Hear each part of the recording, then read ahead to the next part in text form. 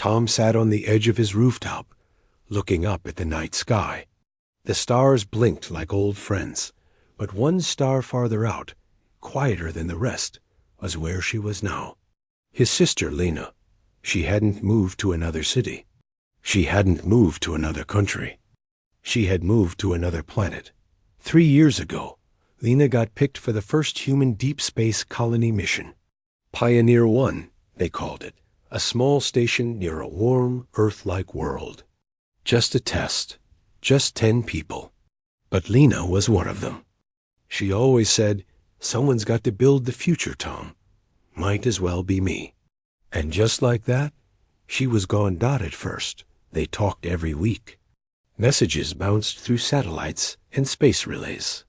Tom would sit at his kitchen table, sipping tea, watching her face on the screen, tired, smiling, floating in zero gravity. She told him about the red sunsets, the tiny garden they grew in recycled water, how they played cards upside down just for fun. But over time, the messages got shorter, then rarer, then stopped, not because she didn't care. Tom knew that. It was space. It was distance. It was time. A message could take weeks to reach her. By the time she replied, he had already moved on, already felt something new, already forgotten the little things he wanted to say. Now, Tom felt far away from her, even though she was the one who left. He missed her laugh, the way she'd sing off-key in the shower, how she'd fix his toaster with a spoon and a rubber band, saying, "It's not broken, it's just tired." That was the thing about Lena. She didn't need fancy tools. She just made things work. Like the time the power went out in their apartment building. While everyone waited for help, Lena wired a battery, a flashlight, and an old bike dynamo into a little generator. "Teamwork makes the dream work," she said, plugging in a kettle. The neighbors called it magic. Tom called it Lena. Now she was light years away, and he was stuck here, feeling like a broken machine with no one to fix him. One night, Tom couldn't sleep. He walked to his garage, the same one where Lena once turned a lawnmower engine into a snowblower. Dust covered the shelves. Wires, screws, and half-finished projects sat untouched. Then he saw it, tucked behind an old radio. A small, dented metal box with a switch and an antenna. It had "Do not touch Lena's stuff" written in messy marker. He opened it. Inside was a mess of wires, a speaker, a solar cell from a garden light, and a tiny chip labeled "Comms Relay Prototype." A note was taped inside. "If this works, it can send a message without satellites. Just energy and belief." "I was going to finish it. Maybe you will?" Tom smiled. Then he laughed. Then he wiped his eyes. She had left him a project, a puzzle, a way to reach her dot, so he began. Every night, he worked. He didn't know much about deep space signals or frequency bands, but he knew how Lena thought. She never followed the rules. She just tried things. "If it sparks," she'd say, "you're getting close." Tom tried copper wire. No signal. He tried connecting it to his car battery. Sparks flew. He added a speaker from an old phone. It hummed. He even played her favorite song, "Here Comes the Sun," into the mic, hoping sound could carry feeling across the stars. Nothing worked. Weeks passed. He started doubting. Maybe it was just junk. Maybe she forgot about it. Maybe she forgot about him. One rainy evening, he almost threw it in the trash dot, but then he paused.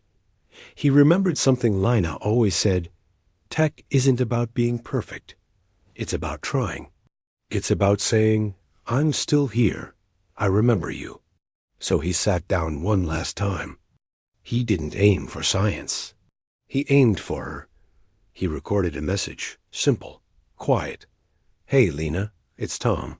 I found your box. I've been trying to make it work. I don't know if this will reach you, but I miss you. I miss your fixes, your noise, your weird inventions. I fixed the toaster, by the way. Used your rubber band trick. Still works. I just wanted you to know I'm okay, and that I'm still here. He pressed send. Nothing happened. No light. No beep. No magic. He sighed, closed the box, and set it on the shelf.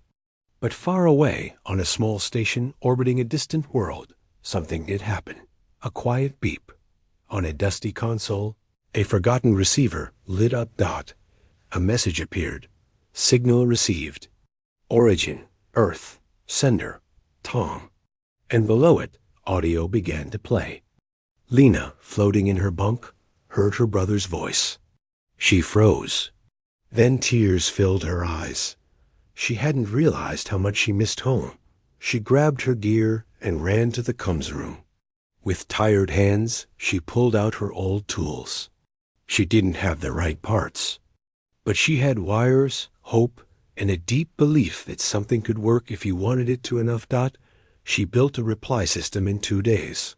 When it activated, the entire station cheered. Her message traveled back not through official channels, but through a path made of solar scraps, music, and memory. When Tom heard her voice crackle through a repurposed radio, saying, "Hey, dummy, took you long enough," he dropped his coffee. They talked for hours. Not about space or science, about ramen, bad TV, and how the toaster still made uneven toast. They laughed. They cried. They were still brother and sister. Distance hadn't broken them. Silence hadn't erased them. Because sometimes love doesn't need perfect tools. Sometimes all it needs is a dented box, a little spark, and the stubborn belief that it can work. And in the end, that's what humans do best. They make things work, not because they understand the universe, but because they refuse to give up on each other. The Galactic Empire is in shock. No one understands human tech, only that it works even. In the farthest corners of space, a simple message sent with love can travel farther than any ship. And no alien empire, no matter how advanced, could ever compute the power of a sister's voice, a brother's hope, and a toaster fixed with a rubber band. Because humans don't just build machines, they build connection. And that is the one technology the universe will never fully understand, but it will always respect. Asterisk after Lena's voice came through the old radio, Tom couldn't sleep. Not because he was sad anymore, but because his heart was too full. She was out there. She remembered him. And she had answered. But now a new worry grew. What if it was a one-time thing? What if the signal didn't work again? What if she floated back into silence, and he was left with just one message, like a star that blinked once and never again? He didn't want that. He wanted more. He wanted to talk, not just send messages into the dark. He wanted to hear her laugh in real time, to tell her about the new bakery downtown, to ask if she still hated olives. She did. To say, "I'm here, I'm listening, I care." But space was big, and time was slow. Even light took minutes to travel from one planet to another. A question today might get an answer next month. By then, the moment was gone. The feeling had changed. The chance was lost. Tom wanted something faster, something closer. So he went back to the garage, back to the dented metal box, back to the wires, the solar cell, the speaker from the old phone. But this time, he wasn't just fixing something Lina left behind. He was building something new. Something theirs. He started small. He wanted to send not just voice, but light, a signal that pulsed with feeling. He connected the speaker to a small LED. Every time he spoke, the light blinked fast for high sounds, slow for low ones. It was like turning sound into light. Then he aimed it at a mirror, bouncing the light into the night sky. Like a flashlight, he said, but for the soul. He knew space was too far for a little LED to reach. But he didn't stop. He found an old telescope in the attic, attached a lens, focused the light into a tight beam. Then he powered it with a battery made from 6 old phone chargers taped together. It worked. The beam shot into the sky thin, blue-white, steady dot every night. Tom would stand in his backyard and talk to the stars. He'd say, "Hi, Lena," and the light would pulse in rhythm. He'd hum her favorite song, and the beam would dance. He didn't know if she could see it, but he hoped. And then 3 weeks later, something happened. Tom was about to turn the light off when he saw it. A flicker in the sky. Not a star. Not a plane. A pulse dot, then another dot, then a pattern.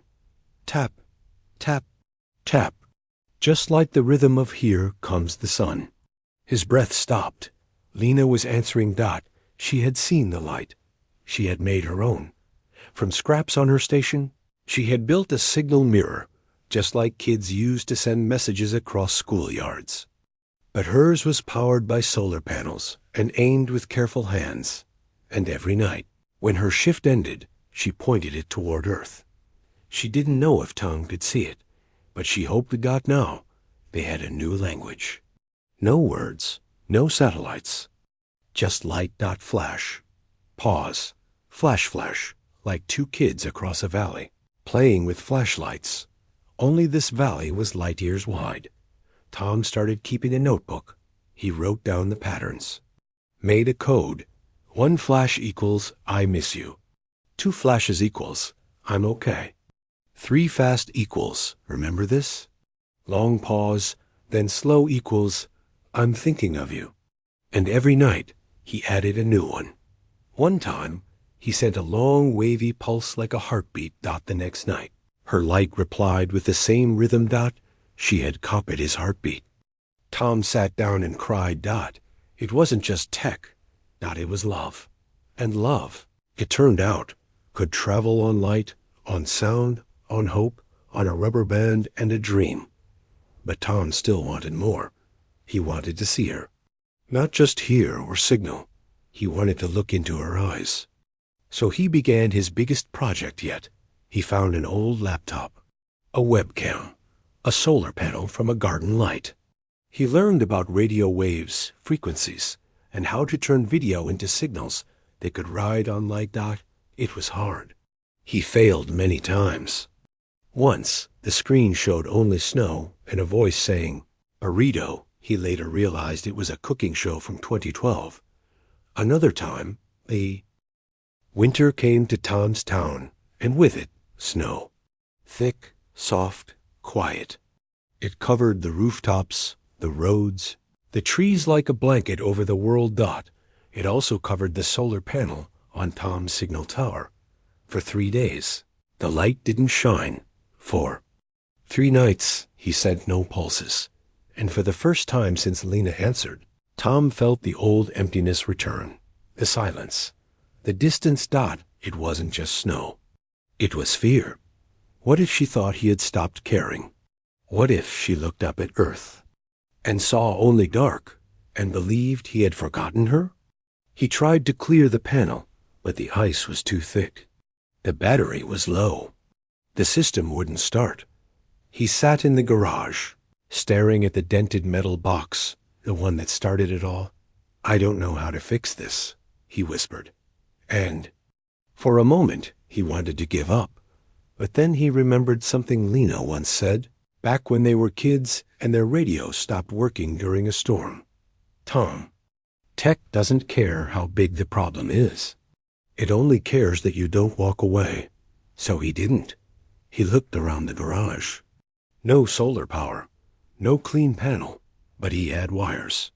A hand-crank flashlight, a small wind-up radio, and an idea. The sun wouldn't charge his system. Maybe he could. He opened the back of the signal box and rewired it to run on manual power. He connected the hand crank to a small generator, then linked it to the light beam. Every time he turned the crank, the LED pulsed dot. It was slow, tiring, but it worked dot. So every night, Tom sat in the snow, cranking the handle with one hand, sending messages with the other dot. Flash, flash, flash, pause, flash, "I'm still here." He sent it over and over. Then, one night weak from cold, fingers numb, he stopped. He looked up at the sky. So many stars. So far away. Lena, he said softly, I don't know if you can see this. I don't know if it's enough. But I'm trying. And he began to crank again. Meanwhile, on the edge of the galaxy, Lena floated by her stations. Main window dot, she had seen the silence. For days, no light. No signal dot, her heart sank. Dot, had something happened? Was Tom hurt? Sick?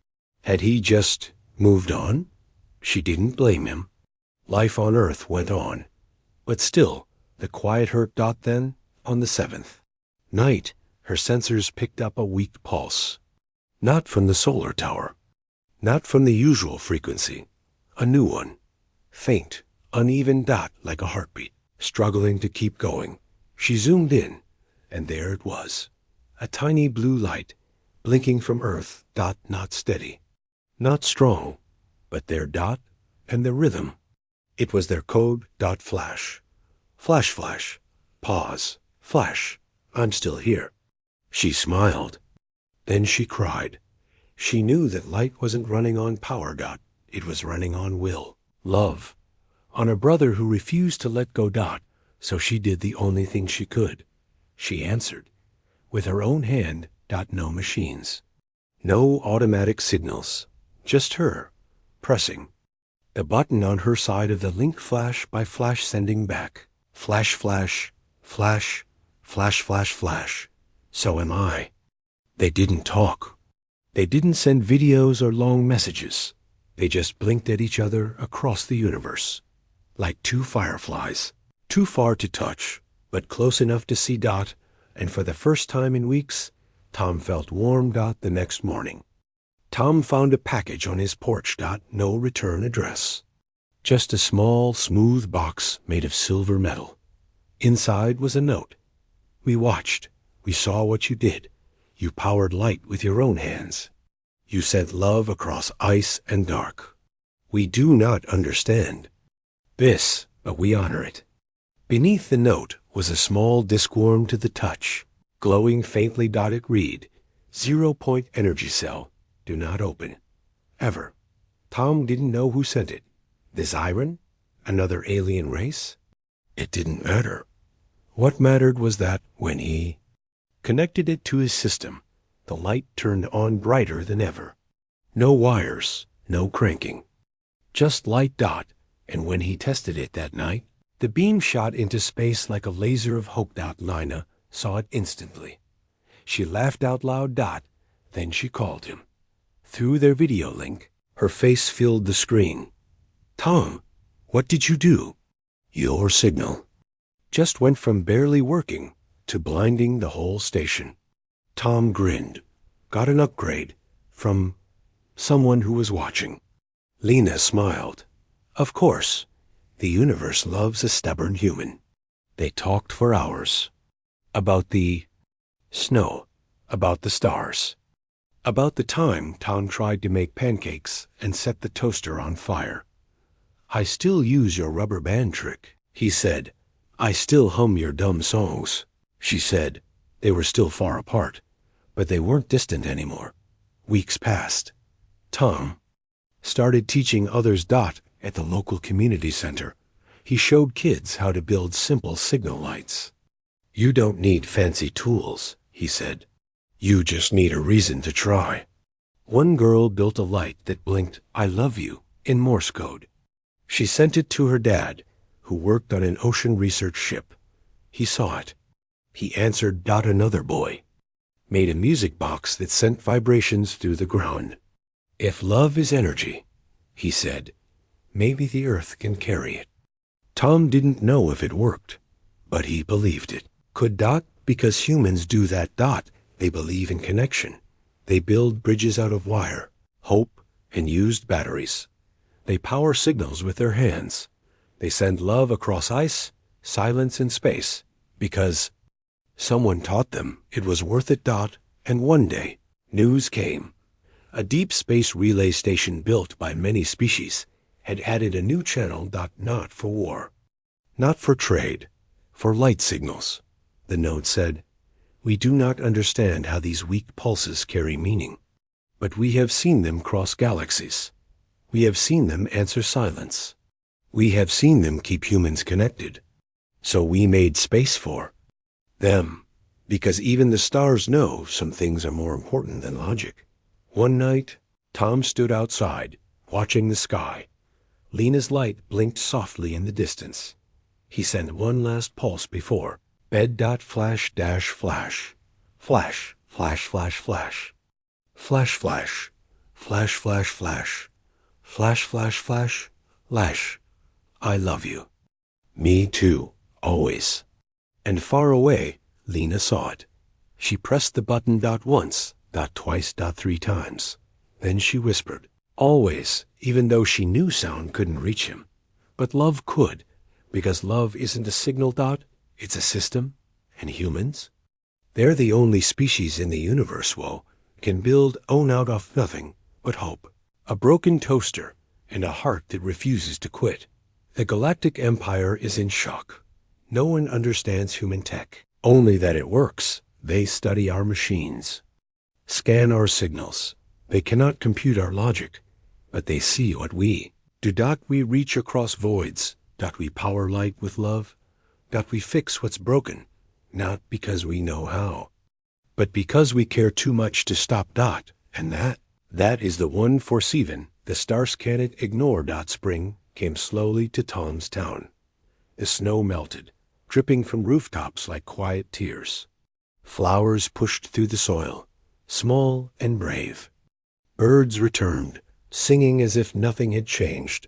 But Tom felt different. For months, he and Lena had stayed connected. Light signals, video calls, even a shared digital calendar where they marked sunset time so they could watch the sky together. But then something shifted. Lena's messages became shorter. Her light pulses slowed. Sometimes days passed without a blink. Tom didn't panic at first. He knew space wasn't easy. Maybe her station was busy. Maybe the sun was interfering. Maybe she was just tired. But the silence grew, and with it the old ache returned, the one that whispered, she's moving on. You're not part of her world anymore. He sat in his garage one evening, staring at the dented metal box that started it all. The 0-point cell hummed softly, powering the system without effort. The light tower stood tall, ready. Everything worked, but no one was answering. Tom felt helpless. He could build machines. He could send signals across stars. But he couldn't make someone want to stay close. Or could he? He thought about all the ways humans connected. Phones, letters, smoke signals even. But none of it mattered if the heart wasn't in it. Maybe Lena didn't need another gadget. Maybe she just needed to feel him. Not as a voice on a screen. Not as a blinking light. But as her brother. The one who shared her snacks. Who laughed at her bad jokes. Who knew she hated the sound of balloons popping out. So Tom stopped trying to fix the signal. He started trying to reach her. He went to the attic and found an old shoebox labeled, Lena, do not throw away. Seriously, Tom. Inside were scraps of their life. Ticket stubs from a concert. A dried flower from their mom's garden. A crumpled drawing of a rocket she made when she was 10, signed, to Tom, when we fly together. At the bottom was a small cassette tape. Handwritten label, for long nights in space, mixed by Tom. He didn't even remember making it, but he played it. Music filled the dusty room. Old songs. Funny voice clips. A recording of rain on their childhood roof. And at the end, his younger voice saying, miss you already. Come home safe. Tom's eyes stung. That was it. Not tech. Not signals. Memory. Love. Wrapped in sound. So he made a new tape. Not digital. Not instant. A real cassette. The kind that clicks when you play it. The kind that skips if you're not careful. The kind that feels like home. He filled it with little things. The sound of the bakery bell when he bought her favorite cinnamon roll. a recording of birds outside her old window. Message from the neighbor's dog, barking, "Hello," and his voice telling stories. Funny ones, sad ones about the time she tried to fix the washing machine and flooded the kitchen dot at the end. He said, "I know space is big. I know you're busy, but I'm still here. And I still remember everything." Then he sealed the tape in a metal case, wrapped it in waterproof cloth, and attached a note. No satellite needed. Just a player and a heart. He didn't send it through official channels. Those took months. He used his way. He hooked the tape to a small drone, a simple one, made from spare parts and a dream. He programmed it to rise into the upper atmosphere, where a passing cargo shuttle, human-piloted, heading for a space dock, could catch it. Summer came to Tom's town with long golden days and warm evening breezes. The garden he planted with Lena's old seeds was blooming tall sunflowers, red tomatoes, and a single blue flower she always loved, called a cornflower. But even with the sun shining, Tom felt a new kind of quiet. Lena was talking again. The light signals were steady. They even had a weekly movie night, where they watched the same film at the same time and laughed at the same jokes, though Tom saw it on a screen, and Lena floated in zero-G with popcorn stuck to the wall. Still, something was off. She didn't talk about the future. She avoided questions like, "What's next?" or "Are you happy out there?" And one night, when Tom asked, "Do you ever want to come home?" she paused, then said, "Home's not a place anymore, Tom. It's a memory." The words stayed with him, because he realized maybe he was the one holding on too tight. Maybe Lena wasn't just far away in space. She was drifting in time. Her life had changed. She had new friends, new routines, new stars to watch. And while Tom kept their past alive fixing toasters, saving her old drawings, playing her favorite songs, she might have been trying to let go. Not because she didn't care, but because she had to move forward. Tom sat in the garage, staring at the light tower. The 0-point cell glowed softly. The system worked perfectly. But what if perfect wasn't the point? What if connection wasn't about signals or videos or even tapes?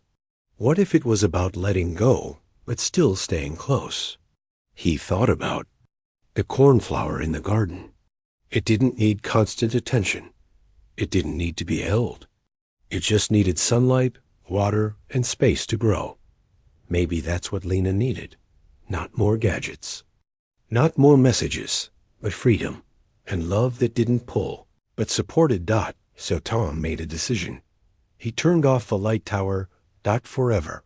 But for a week. No signals. No pulses. No video calls. Just silence. He didn't tell her why.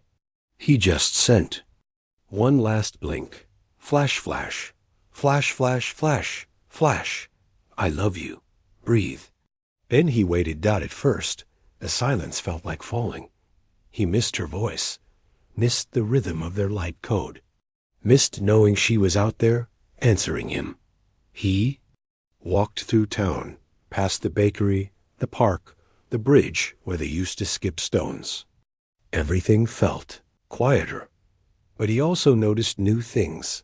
The way the wind moved through the trees, the laughter of kids building a cardboard rocket in the square. An old man teaching his grandson how to fix a bike with duct tape and patience. Life was still moving, and so could he. He started helping others. He taught the kids how to make simple signal lights. He fixed broken radios for neighbors. He even started a small memory box project where people recorded messages, songs, or sounds for loved ones far away. One girl sent a recording of her singing to her mom, who worked on a research ship. A soldier sent the sound of rain to his brother on Mars. Tom didn't try to make it perfect. He didn't use advanced tech. He used heart. And slowly, he began to feel lighter, not because he forgot Lena, but because he loved her enough to let her be free. Then, on the 8th night, the light blinked back, not from Lena's station, but from 3 places. One was her, the other 2? Unknown. Tom's. Screen flickered then dash video Lena. Single quotes S-face appeared, but she wasn't alone. Beside her floated 2 other aliens. Tall, with soft silver skin and eyes like stars. Tom, Lena said, smiling, I want you to meet someone. One of the aliens spoke, their voice calm, translated by a small device. We are the Veln. We live near the edge of your signal range. We saw your light go dark. We missed it. Tom blinked. You missed it? The second alien nodded. Your signals are strange. Not strong, not fast, but warm. We do not understand them, but we feel them. Lena leaned in. I told them about you, about the tape, about how you fixed everything with just wanting to stay close. They've been watching, learning. Then she said, they asked if they could send a message through your system to their people, because it feels like home. Tom was stunned. His little garage set up, his dented box, his hand-cranked light. It wasn't just connecting him to his sister. It was connecting worlds. He looked at the screen, at Lena, at the aliens who had felt something in his simple pulses, and he smiled. Of course, he said, but you have to do it our way. That night, Tom taught them not science, not engineering, feeling, that he showed them how to turn music into light. How to send a laugh through a wire, how to make a signal that didn't just carry words, but meaning. The Veln listened, tried, failed, laughed, tried again. When they finally sent their first message, a pulse shaped like a lullaby. Tom felt it in his chest. It wasn't loud, but it was alive. Later, Lena called him alone. Tom, she said, thank you. For what? For not chasing me, for giving me space. I needed it. I was scared I was losing you, but I was also scared I was losing myself. Tom nodded. I get it. Home isn't just a place. It's both of us, wherever we are. Exactly, she said.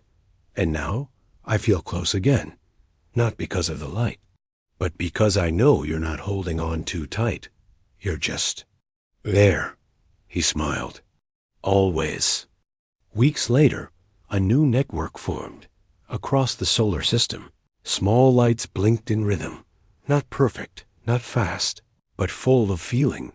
Humans, aliens, strangers. All using Tom's system. All sending love, memory, hope on signals that made no sense to science. The Galactic Empire studied it. They ran tests, scanned frequencies, analyzed energy patterns. They found nothing logical. No advanced coding. No quantum encryption. Just pulses, songs, laughter, rain. And yet these signals healed broken machines, calmed angry minds, brought lost souls back to hope. Their final report. Read. We still do not understand human technology, but we now believe it is not meant to be understood. It is meant to be felt. And that is its power. One evening, Tom stood outside, the cornflower glowing in the dusk.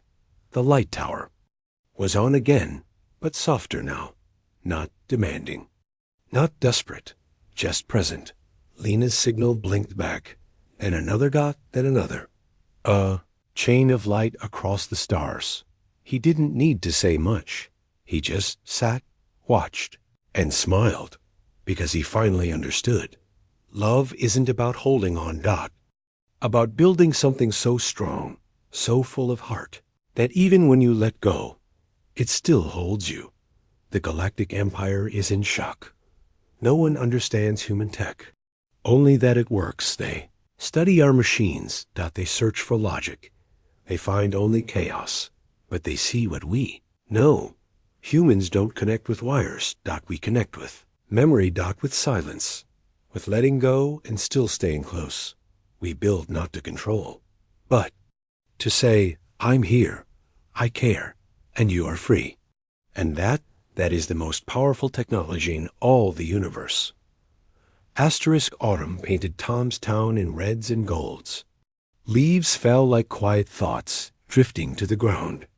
The air grew crisp, and mornings came with a soft fog that wrapped the streets like a blanket. But Tom felt a new kind of distance, not from space, but from time. Lena had been gone for 4 years now. She was happy. She had built a life among the stars. She even adopted a tiny floating space cat the crew found drifting near an old satellite. His name is Nebula, she said. He hates my boots, just like Biscuit did. They still talked, still blinked their lights, still shared. Sunsets dot, but Tom noticed something. Lena didn't ask about Earth much anymore. She didn't wonder what the bakery was selling. Didn't ask if the garden was growing. Didn't mention coming back. And Tom realized she wasn't just living in space. She was belonging there. And Earth. Earth was becoming his world, not theirs. That should have made him happy. But instead, he felt small, forgotten, like a chapter in a book that had already been read. He sat in the garage one evening, staring at the dented metal box. The 0-point cell hummed. The system worked better than ever. Kids in town now used his design to send light letters to parents working on Mars. A school had even built a Tom Tower. On their roof. Everything was working, but Tom felt broken because he had spent so long reaching out, he forgot to ask, what about me? He missed her. He always would, but maybe, just maybe, he needed to live his life, not just keep hers alive in his garage. The thought scared him. What if moving forward meant losing her more? What if building something new meant letting go of the old? He didn't want to lose her. Not again. So he did the only thing he knew how. He built, but this time, not a signal, not a light, a clock. Not a fancy one. Just a wooden box with gears, a pendulum, and 2 dials. One dial showed Earth time. The other showed Lena's station time. But he added something new. At a third hand. It didn't move with time. It moved with memory. Every time Tom did something new, ate at a new cafe, planted a new flower, helped a kid fix a bike, the hand would shift, pointing to a word on the edge of the clock. Grow, laugh, try. Remember. It wasn't about keeping the past alive. It was about showing that life could move forward and still carry love. He called it the both clock because you could miss someone and be happy.